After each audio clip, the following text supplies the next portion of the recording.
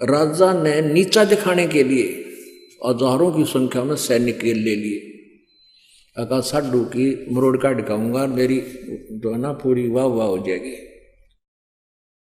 ये आग और न्यारी हमारे अंदर एक जलालत भरी पड़ी है। तो राजा ने सैकड़ों हजारों सैनिक ले लिए और आप भी चल पड़ा।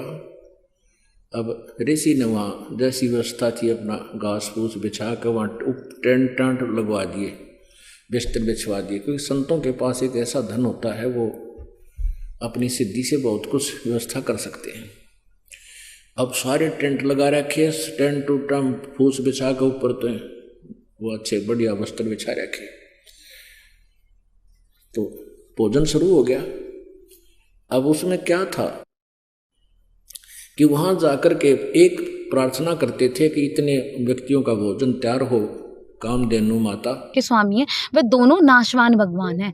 तो उन्हीं से द्वारा जो उत्पन्न मतलब आत्माएं हैं वो अविनाशी हैं। जो जीवात्मा तो कभी मरती ही नहीं है, तो इस प्रकार आत्माएं तो अविनाशी है, पर वो क्षर पुरुष भी नाशवान भगवान है। अविनाशी भगवान तो कोई और है, जिसकी हमारी साधना संत रामपाल जी महाराज जी बताते हैं। अब पंडित जी हमने तो कुछ अपनी मनमुखी बातें नहीं बोली, ये तो आप ही और हम सबके धर्मशास्त्री बोल रहे हैं। क्या आपके हमारे धर्मशास्त्र अलग नहीं है? धर्मशास्त्र तो एक ही है। अब पंडित जी आप खुद देख लीजिए, कुछ भी हमारे गुरु जी या हम कुछ भी गलत बोल रहे हो। मैंने अभी तक ये ज्ञान ऐसे पढ़ा नहीं है। ठीक है, हम अपने वेदों में अलग से अपने ग्रंथों में देखेंगे। ये ज्ञान अभी तक मेरे समझ से बाहर है। थी फिर परमात्मा ने स्वयं सूक्ष्म रूप बनाया कबीर भगवान ने, और द्रौपदी के पास आकर खड़े हो गए और ऐसे हाथ कर लिया। तन देही से वो पासा डारी, पहुंचे सूक्ष्म रूप मुरारी। वो तो खेलने लग गया कृष्ण, तो परमात्मा पहुंचे। खेचत खेचत खेच कशीसा, सिर पर बैठे हैं जगदीशा। द्रौपदी सुता को दीने लीर, जाके अंत बढ़ाए चीर।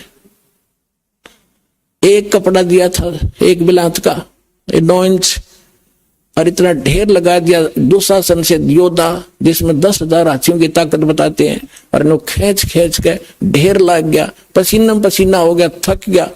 वो लड़की का चीर नहीं समाप्त हुआ।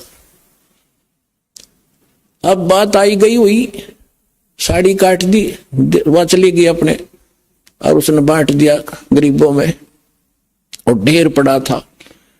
अब कुछ दिन के बाद श्री कृष्ण पहुंचे। स्वाभाविक श्री कृष्ण जी को मालूम नहीं किया था। तब द्रौपदी ने बताया कि भगवान आपने बड़ी बड़ी इज्जत की रखी मेरी, हे गुरु महाराज बड़ी दया करी। कृष्ण जी बोले क्या हुआ?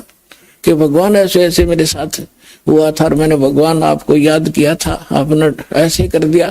तो वो कहने लगी है भगवान ये मेरा कौन से कर्म का फल था जो आज मेरी सभा में इज्जत रख दी? अब यहाँ तो कर्म का फल गिना जाता है। तो श्री कृष्ण जी ने अपनी दिव्य दृष्टि से देखा, कहा कि द्रौपदी जब तू अनमैरिड थी